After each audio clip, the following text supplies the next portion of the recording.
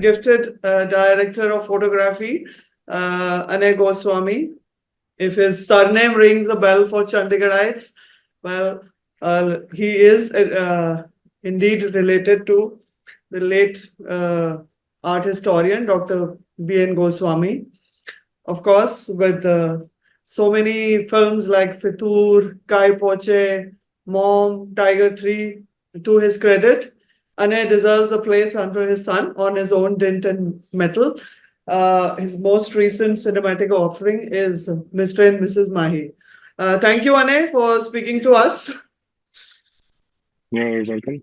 How is it, being part of big production houses? One big advantage, and if there is a disadvantage. Early up in one's career, it can be a bit overwhelming, but then again, with opportunity, which is a privilege, any opportunity is a privilege, so comes responsibility. So I think being responsible as the job gets bigger, or you're entrusted with more responsibility. I think that it comes with that really. So it's not something. It can get overwhelming, but I'm focusing on the job, so I don't let it overwhelm me beyond the point. And you've been part of so many films, and worked with so many superstars, Hrithik Roshan, Salman Khan, and even Shri Devi. And one keeps hearing so many things about, how these people are narcissists, and, about how they look and how they are presented. So as a cinematographer, how challenging is, negotiating with them, or all that is just a perception at our end? Well, I mean, it is showbiz, so it is a part of their job profile very much to look good and look after themselves and feel safe in the hands of somebody who's making them, presenting them in a sense on camera. So, I mean, the relationship between a cinematographer and an actor is a bit unwritten, not written about much. But, I'm their preoccupation with whether it's looks or their upkeep, really. I think that's not something that I look at as a negative at all. But that's what they've signed up for. That's what we signed up for, and we go to watch films. Some films have purer actors. The others have superstars who are also playing to the galleries, so to say. So there's no conflict in my head about what arena I'm stepping into when I choose a film. In fact, somewhere you also said that if you can't negotiate with egos, then this business is not for you. You still abide by that. Yeah, that's true. Yeah, very much. That doesn't change really, because there's so many people here trying to create, and then so many people trying to create that one thing, and then the conflict really is between the film, which is the final piece of art, and all the artists, because it is selective art and team art. So many artists putting their creative might and into one piece of creation is bound to bring in some ego tussles. But yeah, I mean, I guess accepting with grace and acceptance of each other's point of view is paramount to be able to work peacefully. And does your, I mean, like, first of all, what is your approach to a particular project? And if it changes, your vision changes according to the genre, if it's an action film or it's an emotional drama.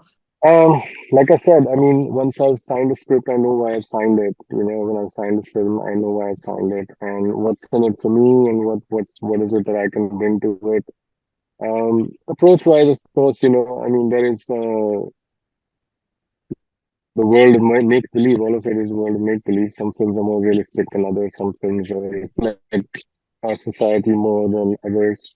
And some films are leap into a world of fantasy and take you away from your everyday mundane world. So Yeah. knowing that what really have you signed up for, I think that is important to keep your eyes on that. And, like if I'm going to see a Stravinsky concert, I'm not going to expect you know the sounds the same there, right? He is popular for a certain reason, and then there is a concert, a certain C-star concert for a certain reason, of course. So every film that choose to do, mm, um, uh, I before you've entered, hopefully you've gone in fair and reasonable expectations. So approaching a film, that mm. is, I'm talking about the practical aspects of approaching a film. Yeah. Logical, analytical, practical aspects of approaching the film. But when it comes to obviously emotionally approaching the film, obviously an emotional drama tugs at your heart much more. An action film is a state of disconnect in a sense. It's actually taking you into some other world. And yeah, you're hoping that somebody will enjoy the joyride along with you, and you're able to have them ride pulling on your back and take them through that adventure world as well. So emotional connection, of course, the role of empathy is can't emphasize it enough because if you're not being able to Mm. empathize yourself with the characters that you're reading, it's hard to depict them, with honesty. I mean, like, of course, that does that mean that, I mean, whenever it comes to the world of cinema, we lay so much emphasis on the creative aspect, the flight of imagination, vision, at all, uh, and technique is rarely talked about. Do you, how much of and a director of photography's primary job would also involve a lot of technique, technology. Do you think that part is underrated, or at the end of the day, of course, cinema is all No, that's not under. Actually, no. I think that part is not underrated. In fact, the artistic side of a director of photography is underrated. okay? Quite the opposite. Because Mm. if you look at it, we're often spoken of as technicians, which I have a great Yeah. dislike to, Mm. because there's technology and therefore technique is a part of the craft of Mm. cinematography. Right. So it is the academy is called the Academy of Motion Picture Arts and Sciences. So it is science and art, a combination, a perfect combination of where technology and so the left brain and the right brain utilization is it's a perfect opportunity for that balance. Mm. So often the artistic side of it, director photography, the artistic contribution of director photography is not spoken about as much as I think it should be, Mm. because the director of photography is really quite the right hand person of the director and an extension of his vision. So, and it's not just a visual medium, it's a storytelling medium, So it's when somebody says that, oh, what a wonderful frame, or what a lovely frame. It's not, for instance, it's not the lens, it's not the focal length, it's not the camera height, it's not the Mm. angle alone that's making that frame. That's every single choice in that frame is constituting that frame. Every single detail of color on a Right. fabric is constituting that frame. And those are collective choices that you make Mm. with the director. And sometimes you also lead those choices. Mm. Yeah, but And since I mean, mm. yeah, But since go you, ahead. of course, now the role of DOPs is very well recognized. But do you think we still have to go a long way vis-a-vis when you joined, when you came on the scene? No, I mean, it has improved. I mean, it's been, how shall I put it? There is more visibility, and therefore there is more um, um, regard in that sense, um, because there is an emphasis and there is a view towards the work of a cinematographer and the contribution. However, it is still, um, I think the emotion, different people are differently programmed and different cinematographers, DPs operate differently. But I'm saying that the role of your emotional investment in the script or characters, I think that is no less. Mm. Uh, Yeah. it's no less. I mean, I wouldn't say that it may be as much as the director, because the time the director spent writing that script, or Mm. getting that script up and running before you're called on board.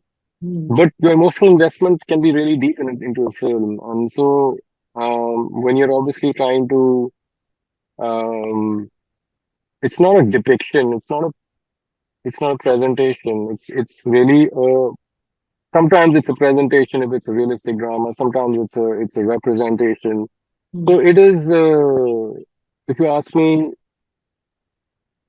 long and short of it, I think there's still time Hmm. till people. I'm not talking about the common person, but I'm talking about at least the community, uh, filmmaking community. I think the the role of the cinematographer is, of course, recognized enough and more, but the artistic contribution, I think, needs to gain a little more momentum, significance, and spoken about as collaborations between the director and cinematographer.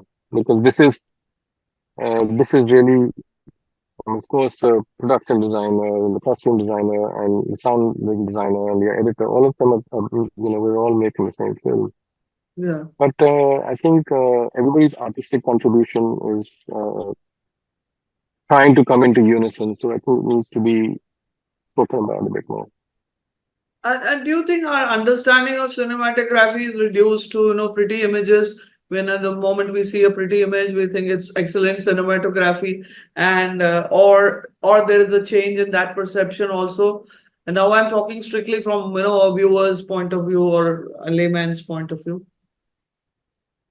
See, I mean, an audience. Every film has a certain audience, But when you're talking about mainstream, it is. I mean, um, one of the top producers was discussing this with one of the top producers here, Mm, and one of the sharpest producers. He said it's probably much easier to make a film for a festival because there is a niche audience, and you know that you're going to cater to an audience coming in with a certain kind of taste. So mm, it's an elite audience when you're making films for a festival. mm, But when you're making a film that you want to go far and wide with, or have a deeper reach with different emotions and different, you know, let's say masala film with all sorts. Maybe it might have all the nine rasas, for instance. mm, So to actually take along an audience and be able to um, evoke something in them and have a wider reach of your film and penetrate their minds and hearts, it's tougher, mm, so it's much tougher. mm, Um, so when you're asking about perception of pretty images, I'm just saying that mm, um, yes, pictorial cinematography, it doesn't mean anything, to be honest, to me.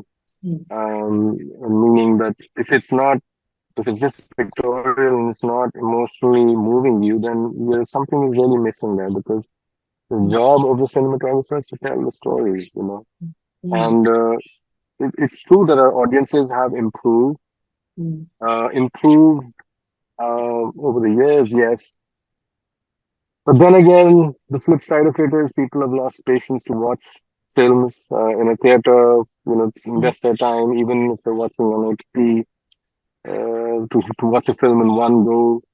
I think there's just that um, audience is many things. It can be called many things. An audience can be a spectator, an observer, an onlooker. But you really want your audience to witness what you're trying to make them witness. mm. So then, I mean, like, for instance, Mr. and Mrs. Mahi, it got decent reviews, but didn't do the magic in the Yeah. box office. It affects the fortune of stars, maybe directors also, production houses as big as Dharma, I'm sure are not affected as much. But Mhm. how much does it affect Mm. people like you if the film doesn't work? Well, I mean, a film that, well, honestly, the film, Mahi did fairly decently. I mean, it made its money back. So yeah, you can't call it a super hit, but it made its money back. So, and to be honest, given the environment in the theaters and given what a dip Bollywood has seen in recent times, I think it did decently well. I think you have good reviews and good public responses as well. Yes. And if it wasn't for the next film up in the theaters, which was Munja, I think it would have made more money. I think it was also timing. Sometimes, like for instance, Srikanth got a fair amount of time in the theaters. Mm. So there's a lot of because there was nothing coming, for 3 4 weeks. So in a sense, there's a lot of factors that affect the fortune of a film, Mm, in a theater. And today's environment, most certainly. mm, So I think producers also grappling with what's working and what's not working. mm, These are tricky times for the industry. How does it affect us? Well, if a film's made its money back, we're good. If it's not made its money back, at mm, least not made its money back, and it's not got decent reviews as well, it can be a downer for a bit of time. But if you've done your work, I mean, if you've sincerely done your work and because I manage one aspect of the film. So if the film has done decent reviews for, let's say, my work, uh, over decent reviews. I mean, for instance, Shamshera didn't do well at all on the box office, yeah, but absolutely. I consider that to be my probably one of my best work till date. And a very very difficult film to shoot. Mm, So I would rate it much higher than many of my other films as a craftsman or as a mm, even as an artist in a sense. So I would it of course it was a downer for us for a few months, mm, and then again there are still some people who loved it, and there are some people who I artistically mm, speaking I regard their artistic vision, directors who were in disbelief of why it didn't work. So you don't know. I mean, there's all sorts of odd comparisons drawn to RRR, etc., which had nothing. We had nothing to do with it. We started filming mm, much earlier than them. mm, But such is, it's really about timing for a whole lot of things. mm, Sometimes it's about timing. Sometimes it's about, you work really hard on your producing your fruit and nurturing the soil and nurturing the seed and soil and the tree. But and you've got good produce, let's say, full produce. But by the time you get to the market which is मंडी तक जब तक मंडी पहुंचे तब तक कोई खरीदार बचा नहीं क्योंकि आप डिले हो गए या आपकी गाड़ी ब्रेक डाउन हो गई या कुछ ग्राहक नहीं बचे. So mm, sometimes it's really about timing also. And mm, not to say that I'm not defending the film. People are it's a medium which is up for opinions, mm. and it's fine. Sometimes you get acceptance, sometimes you don't. But and the debacle of Fitur, for instance, which I think was like, which I Yeah. th- which I personally think was a very good film, and of course your work was excellent too. Did Yeah, so I mean, I've lived through That's some of your those. best I've work, had my but shares you of think success. Shamshera is, right? You think Shamshera is your best work? Sorry, I thought Fitur. it's hard to have. Artistically, it has something else to offer. Samsera, the I mean, most of that film was shot, most of it. I mean, we shot 142 days on that film, and only 8 days of that film was shot outside of Bombay. So if you said that to anybody, they're in disbelief of how you managed to create that world sitting in Bombay. So it's a very, very different challenge, and it's a very, very unique challenge that film presented pretty much every day of filming, and very long prep and months of prep and hard prep. So, whether it's Futur or it's Shamshera or it's Kai Poche, I mean, I think for me, they're all dear to me. And then again, I know the challenges on each one of them have been different. So I can't say one is better than the other, but I can tell you that it was the hardest film I've ever shot from Sriraam. Somebody said that if you walk out of the movie hall and you are praising the cinematography, that means the film is bad. You agree with this assumption,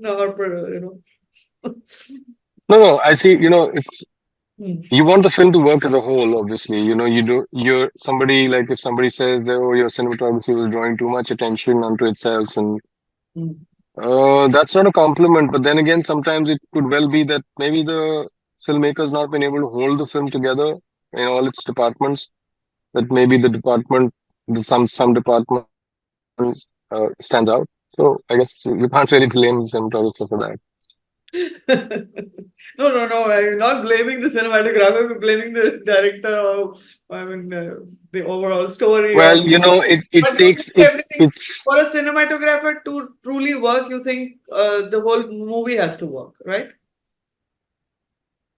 yeah, I mean, for me, I'd rather Mm, receive that, you know, it was a fine film rather than, you know, your work stood out.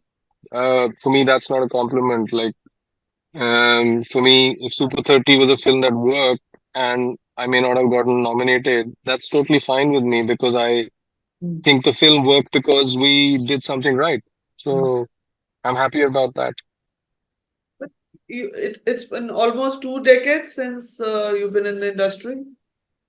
Yeah, about 18 years now, exactly. It does. So, are you happy with your journey? Are you? I mean, like you have an impressive body of work, but it's not like too much. And then, of course, you are kind of. Are you reticent? Another question is whether you're reticent. You don't. I mean, one doesn't see you more often. As like you remain behind the scenes mostly in the films Yeah, well, and otherwise. yeah. So I mean, my body of work, I think I've done about 12 films so far. I Mm, could have done in these 18 years, I could have done about five more, maybe, or mm, four more, not more than that, man. You know, so, and I've usually, I mean, look at the journey of two films like Fitur or Shamshera or Tiger 3. If I mm. put these three films together, it's taken 5.5 years of my life, Okay. you know. Mhm. So, in a what you invest your time in, you know, you might be able to do like a 40 days film and you might have more number of films on your kit in your kitty.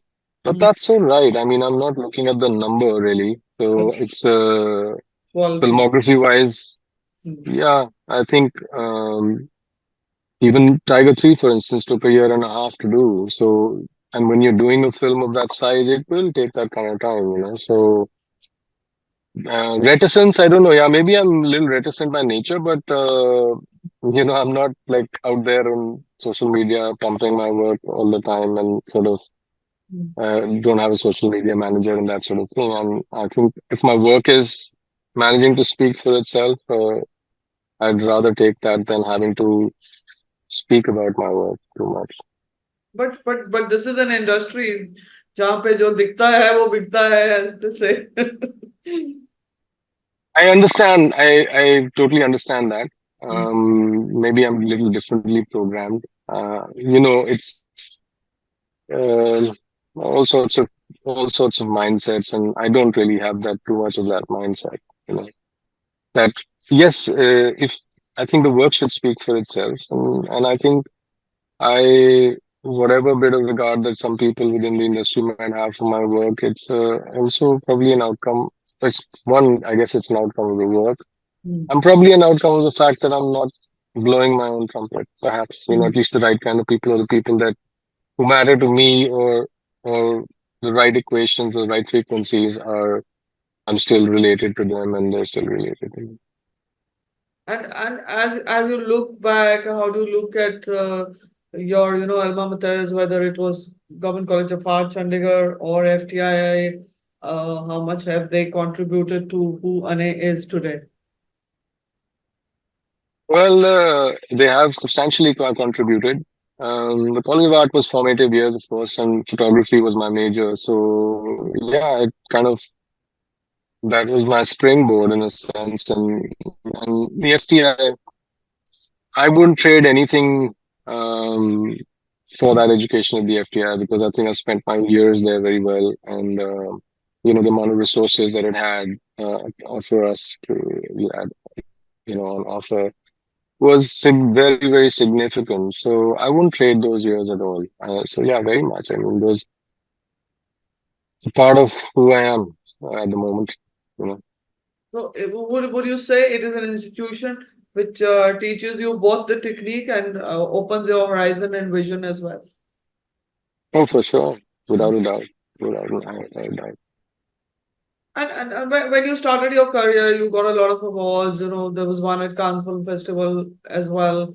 How much do awards matter, Yeah. and whether you need them, consistently to keep your morale up? See, every artist is looking for a patron or validation. Mm, But that to run after that, I'm not running after that at all. mm, If awards are also, there's a different story on awards. People have mm, heard all sorts of stories about awards and what goes on. So, yeah, I mean, it's nice to feel validated, of course, but mm, it's not something that I'm hankering after for sure. It's nice to be validated. Anybody likes some amount of validation, but I think if I'm able to sleep well, being able to know within myself that I did my best and I didn't leave any stone unturned, I think that's what matters. And how much would you say the VFX effects and all that have changed cinematography for good, for better or for worse? So VFX, the world of VFX is, I've been deeply entrenched in it, especially in these last two action films, Hmm, and spent hundreds of hours at VFX houses and working with the VFX supervisor and the artists and different sorts of artists. So the image is actually going through the hands of many people, but then you have to steer it and guide it and hmm, bring it home to your vision, right? So it has changed a lot of things. There's hardly a film, even a small film, there's hardly a film without VFX anymore, some amount of VFX. But then again, I mean, even if it's a narrative like Mahi, there is some amount of VFX in there as well. So, uh, I won't even call it a necessary evil. I think it's a necessary, it's just a necessity. And sometimes it can be an amazing gift. And working with VFX, there's a different mindset required when you're working with VFX. A certain kind of precision is required.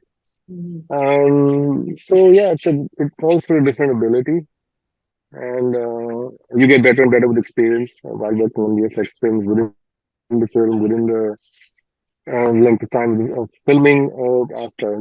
So it's only empowering us. Whether it's taking away something, I just think that people like I'm a DP who is always on the VFX floor, even hmm, after I've shot the film. I keep visiting the VFX floor and meeting the artists and supervisor, continual meetings and supervision in a sense.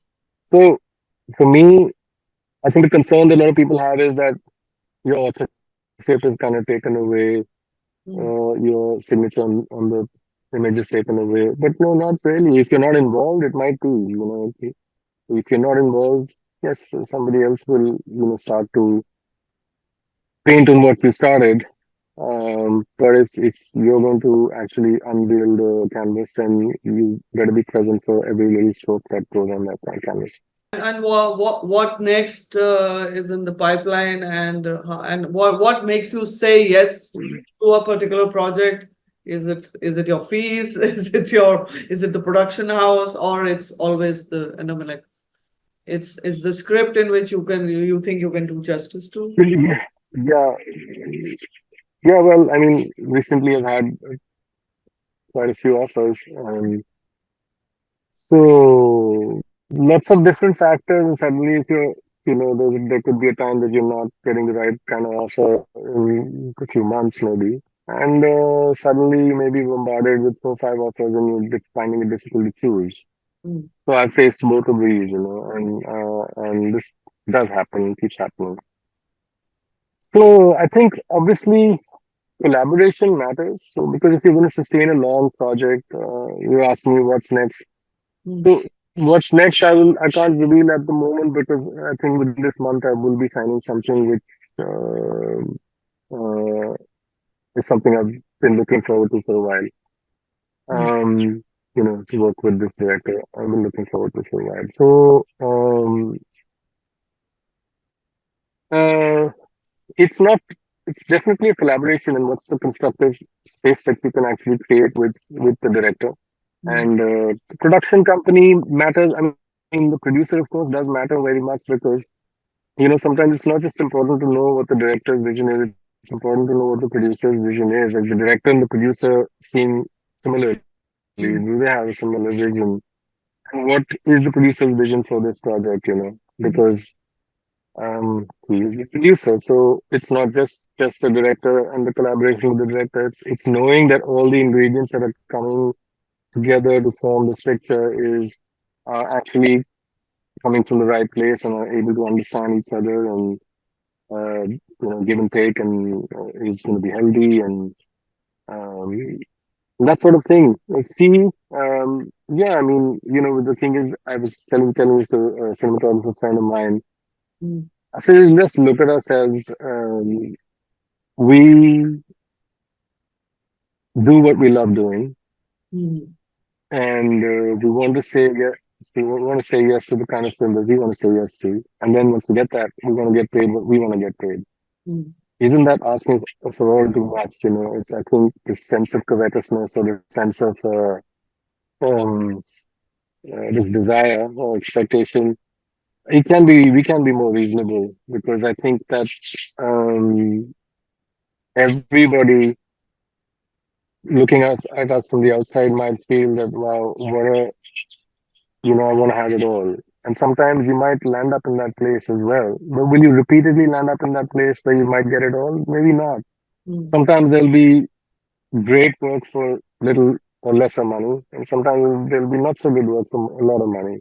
mm. So it's about priorities, and I think people's priorities shift at different times in their life. And So what um, would you say is your priority right now? I was taking some time to choose what film I would do, especially in the last month and a half.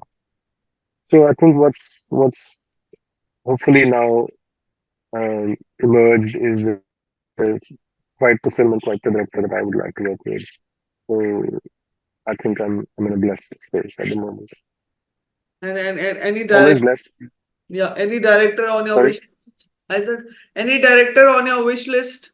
I mean, we all talk of Sanjay Leela Bhansali and his spectacles, and of course, there's Anurag Kashyap or anybody else. Well, there's always 5, 7 directors on everyone's list. Of course, these names that you've taken are very much on every DP's list. Um, but at the same time, like for instance, working with a youngster, working with a younger person, a director who's got the drive and is wanting to say a story for the right reasons and has the right kind of um, uh, sincerity and integrity towards making that film. I think that is inspiring. I think to me, integrity matters. I think integrity because I try and keep up my integrity, and it's a challenge always to keep up with that integrity through all the thick and thin. But I think that is the most. If there's one thing that has held me in good stead, and I've been here consistently for nearly 2 decades, I think it's integrity, and I think that's what I seek out and that's what I look out for. Because between what's the written word and what's the final uh, film, I think that's where integrity matters because there has it been translated with all faithfulness. So I think integrity matters the most to me. Your advice to students of your own alma mater. Yeah, I was just saying that focus on the opportunity, focus on what's on offer rather than the lack of it. I mean, obviously, when there's a lack of something, that's when you get more inventive, right? So, Okay. um, any obstacle, any kind of external resistance, internal resistance makes you grow. Any obstacle is only there to make you grow. So, Mm. So what would you welcome the obstacles. so what would you say? What can you pinpoint any obstacle in your life, any resistance which helped you evolve further? What happened?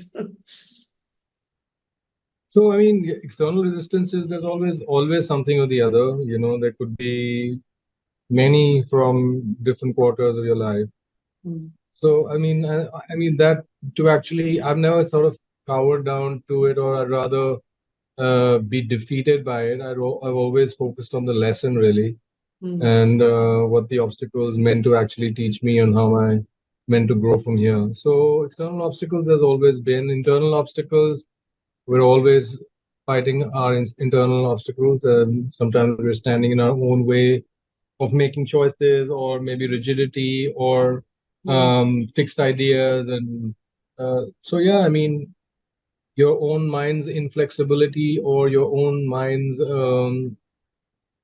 sometimes expectation, lots of expectation or desire, all of that is contributing to actually creating a scenario where obstacles might start to build up. So it's, I think the important thing is to uh, accept what's coming, and what's not happening, and what's not coming on time, and just the way you want it to be is good enough reason for it. So focus on the lesson. Uh, But what was the trigger? I mean, what was the seed sown here in Chandigarh itself for you to become a DOP? Yeah, well, I mean, I think my family greatly has contributed to shaping my early years, whether it was Dr. Goswami or very much my father. It's a creative family. My other Tayaji also, he's also been a playwright and a director of Doordarshan. So it's been in the family, of course, very much. But yeah, early years, I think my father was a great film buff. He also used to photograph and paint, and we used to watch a lot of films very early. When I was barely 10 years old, I used to watch a lot of films with him. And so those early days of and years, I think by the time I was about 12 or 13, I had seen some films which had affected me enough, which motivated me in a sense to, or created that desire at least, that do I want to do this? Should I do this? This is exciting, or I want to. And mind you, they were not like, I was recently doing a masterclass workshop for the Indian Society of Cinematographers, where somebody was asking me this question about my journey. And so I said, my dad and I we used to go watch. There used to be one Western that used to be up on a Sunday, I think at Neelam or Kiran Theatre. We used to go watch that. Other than that, those days of Doordarshan and the Sunday screen, whatever, two films on Sunday, regional and one Hindi. I saw a lot of films at the time, and then those were the days of the VHS, and saw a lot of films through that. But all in all, I do remember two films that really motivated me at the time, in Indian films. One was Garam Hawa by M.S. Satyu, and there was a film by Buddhadev Das Gupta called Bag Bahadur, and then there was 30 Charangi Lane. And these were the Indian films, the Western. There were several of them. But yeah, those formative years with my family spent watching a lot of film and talking about film and books and stories. I think that formed a fair enough good base for me to sort of feed off. But do you think there's greater romance in black and white cinematography? And if any of the films of that era have been stayed on your mind, more recently there is a series Replay which is in black and white, and it's remarkable. For black and white, there's always certain romance to black and white. I think it's actually more than that. It's just that it's less distracting, because color needs to really be orchestrated. And black and white just strips you off all the distractions of what may not be appearing as carefully constructed color compositions and so on. But black and white, generally speaking, like I said, it strips you of distractions. It's obviously there's an association of black and white with a certain era, so there's this romanticism that creeps in because of that era and the kind of films that were made in the time on black and white. So Black and white is also very much the basis of photography because that's how photography began. Mhm. But would you like to do one, maybe a series, if not a movie? Or Yeah, that? I'd be happy to. I'd be happy to. Yeah, I'd be happy to if there's a producer to do that. Mhm. But at what stage in your mind does all the visual imagery take place? You know, when do you start imagining it in terms of visuals? So was straight up when I'm starting to when I read a script, it's obviously translating as a visual um, when I'm reading. Not all of it, but if it's written visually, which not very many scripts are, but if it's written visually, you're able to see it better. Mhm. And no two people read a book alike, and everybody has their own imagination, and that's the Mhm. beauty of imagination because कल्पना करने से आपको कोई रोक नहीं सकता. So everybody has their own uh, flight that they take into the cloud that they want to travel on. And which film would you say, and the image was right there while reading it? Oh, I think The Japanese Wife Okay. was my first film, and that was written very beautifully and visually. Chittoor was as well. Mhm. The present script that I'm reading or the film that I might be doing is so. Yeah, it's always a pleasure to read something which has been written with a visual flair. So the script you are reading, you can't reveal which project it is, but can you at least tell us which genre it would be? Is it a fantasy or what? It will be a romance. Will be a romance. Okay. Mm. And so romantic films are, very much up your alley. All kinds of for a Well, duo. Hmm. actually, people make very little romances anymore. If you Yeah. look at it, everything is about most of it. 80% of our content is still crime, especially since this OTT wave. There's just too much of crime. Yeah. So I have actually consciously I have declined some projects Hmm. which have come to me whether somebody's come to me with a thriller or somebody's come to me with a dark crime dramas. I've actually Hmm. you know asked for their excuse myself politely because I want to do something positive and positive content. Not to say that even romances can be dark, but at least stories of hope would be good, to cater to. So is that why we Which is don't why see? I think I Hmm. Is that why we sorry, don't see you on OTT? Yeah. I don't know. I think it's really a reflection of what you know. Hmm. It's pretty much like this. A restaurant will have some favorite or some of their specialities, right, based on their consumer behavior. So it's a bit like that. I think producers and directors are beginning to Hmm. somewhere cater to an audience, and in that sense, we're not really building original voices, and we're really catering to insecurity, a great amount of insecurity whether the film will work or not work, and what's really working for an audience. Hmm. The truth is that, like film like Mahi, for instance, I said yes to it because I found it like a really Hmm. refreshing story and positive Hmm. film of actually resolution of inner conflict in a world which is hankering after validation. So I thought it was a deep thought, Hmm. and yeah, that's the reason I said yes to it. But like with many mediums, we say, this is a director's medium, this is a writer's medium, this is an Yeah. actor's, like theater, we say is an actor's medium. And similarly, do you think there is any particular genre which we can say is a DOP's medium? Or Not really, no. At the cinematography, I mean, we're always playing second fiddle, and script is the Bible. The director is very much the um, captain of the ship. So I can't say that. I mean, like the chief engineer on a naval ship cannot really navigate. His job is to be the chief engineer. and So you happen to direct. I mean, you were the DOP for Mom, and which turned out to yeah.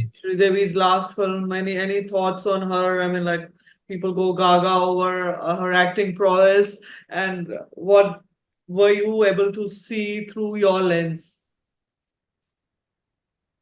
Well, I have to say that was one of the most enriching experiences to work with somebody of that level of talent and experience with that kind of humility.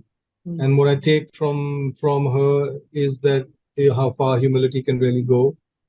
I've always subscribed to it, but to see it live from somebody who's was as accomplished as her, that's what I really take home from that experience.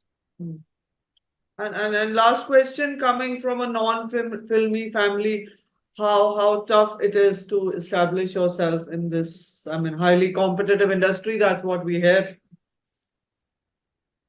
It is competitive. It's getting more and more competitive. You see the exposure to film and film craft and tutorials and learning is so much more. So there's more people exposed to it. There's more people desirous of becoming filmmakers or entering the world of film.